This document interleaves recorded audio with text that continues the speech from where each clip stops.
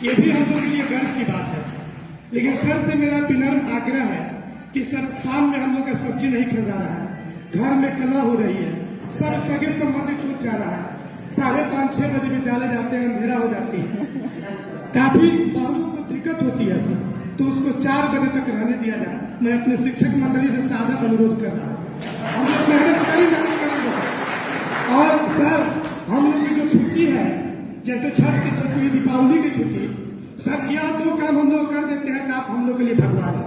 ऐसा फिर दूसरा कोई के पाठक नहीं आएगा। धन्यवाद। मैं आग्रह करता हूँ कि हम 3 साल तक बने रहें।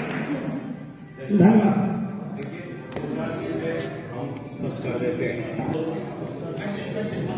आप लोगों को ये जान लेना होगा कि आप शिक्षक हैं, आज भी शिक्षक रहेंगे, 10 साल बाद भी रहेंगे, 20 साल पहले भी थे।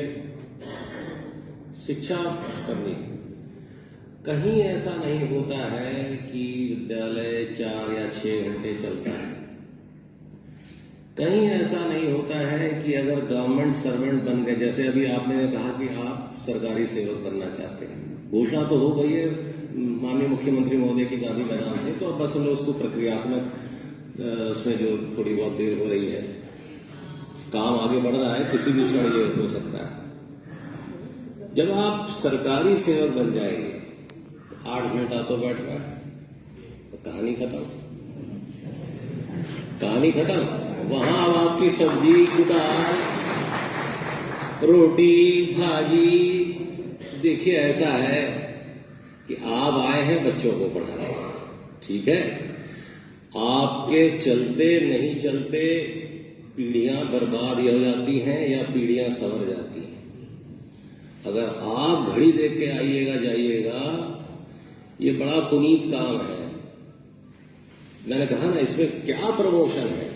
आज भी शिक्षक रहेंगे, 30 साल बाद भी शिक्षक रहेंगे, लेकिन जब सम्मान मिलता है ना गांव में, वो किसी और को नहीं मिलता। एक शिक्षक है और एक डॉक्टर है, यही 2 पेशा है जिसको पब्लिक जो है भगवान मानती है। अगर ढंग से काम होता तो देख लीजिए, एक अनुशासन तो हम कहीं कॉम्प्रोमाइज नहीं करेंगे। 8 घंटा आपने रहना है, अब जब रहना है तो पढ़ा भी दीजिए, और जो पढ़ना चाहते हैं उन्हीं को पढ़ाइए। 3:30 तक बच्चे पढ़ेंगे, 3:30 के बाद कमजोर बच्चों को चिन्हित कीजिए। आपको मालूम है ये मिशन दक्ष का निर्णय क्यों लिया गया? ये निर्णय इसलिए लिया गया कि कक्षा 8वीं में बच्चे पहुंच गए हैं, किताब किस सब्जेक्ट की है उसको लेकर के पढ़ नहीं पा रहा है कि किस सब्जेक्ट की किताब है। पिताजी क्या करते हैं? मजदूर है। अब वो 8वीं में पहुंच गया है, कुछ नहीं पढ़ पा रहा, तो कलेक्टर तो बनेगा नहीं, मजदूरी बनेगा। तो मजदूर का बेटा अगर मजदूर बनेगा तो हम आप क्या कर रहे हैं?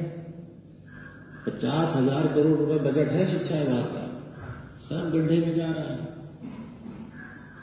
जो पढ़ रहा है वो इस वजह से नहीं पढ़ रहा है कि हम आप हैं, वो इसलिए पढ़ रहा है कि उसने माँ बाप ने ट्यूशन अफोर्ड कर सकते हैं, वो ट्यूशन चला रहे हैं, कोचिंग कर रहे हैं।